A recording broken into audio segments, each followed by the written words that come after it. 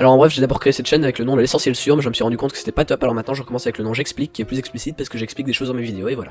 Waouh, ce message fut court mais intense. Bonjour à vous qui regardez cette vidéo.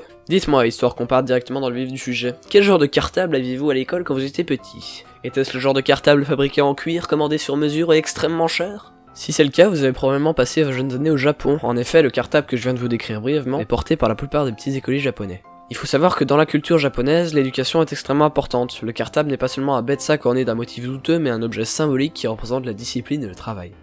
Pour faire court, ce merveilleux cartable, disponible sur eBay pour la modique somme de 500$, est offert à l'enfant par ses grands-parents et marque le début de sa scolarité. Vide, il pèse environ 1 kg et est fabriqué sur mesure. Il est censé être pratiquement inusable et peut se garder toute une vie. On peut choisir la matière, les motifs ou encore les coutures. Généralement, vu qu'ils sont faits sur mesure, il faut les commander à l'avance. Certains vont même jusqu'à le faire jusqu'en août, soit plus de 6 mois avant la rentrée japonaise. Traditionnellement, les garçons en portent un de couleur noire et les filles de couleur rouge. La plupart des écoles autorisent maintenant de déroger à la règle, mais certaines familles respectent toujours ce code couleur. Les japonais considèrent ce sac comme un symbole de l'unité, de la discipline, du travail et de la concentration, valeur très importante au Japon.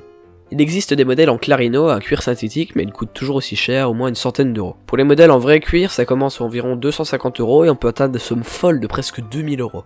Pour ceux qui n'ont pas envie de débourser de telles sommes pour un simple cartable, de rares écoles autorisent les élèves d'avoir un autre type de sac, tandis que les écoles les plus chics vont jusqu'à offrir le rando sérieux avec un joli petit logo de l'établissement en prime. Des tas d'accessoires ou dérivés de ce cartable sont vendus, comme des porte-clés, des portefeuilles ou même des petites capuches en plastique pour le protéger de la pluie. Le mot randoserus vient du hollandais ransel, ce qui indique que ce sac était utilisé en Hollande, aux Pays-Bas, puis a été importé au Japon. Et voilà, c'est la fin de cette vidéo. Comme vous le voyez dans mes vidéos, les informations ne se suivront pas toujours de manière logique, il s'agira plutôt d'un condensé d'infos sur le sujet traité. N'hésitez pas à partager la vidéo ou vous abonner, ça m'aidera beaucoup à percer dans le YouTube game.